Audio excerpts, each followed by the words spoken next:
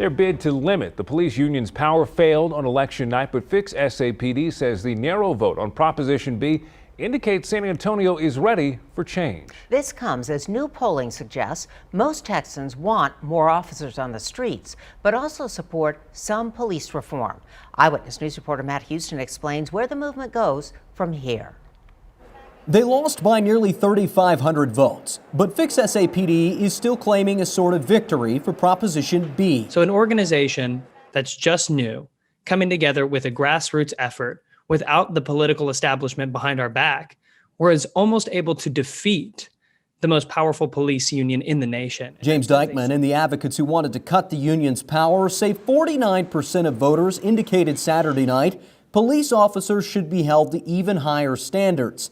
And the other voters are now paying closer attention. And this is a reckoning for either a different system or to make sure that City Council holds the line on any reforms, not just in the contract, but also outside as well. Dykeman argues the narrow defeat represents an idea that polling also supports. The other 70 to 80% in the middle are saying, yeah, let's have these conversations. Let's talk about what is good public policy. Kevin Lawrence's Municipal Police Association poll found more than 70% of Texans support local law enforcement. But a similar poll conducted by UT shows a majority of Texans also want to see some changes. Lawrence contends the spotlight on police has forced law enforcement to engage in new conversations that have helped people across the political spectrum find common ground, really for the first time. Matt joins us live. Matt, what's next for Fix SAPD?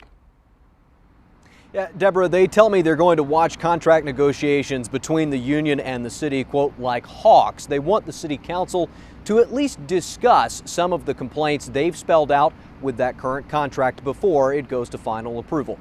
I'm Matt Houston, KENS 5 Eyewitness News.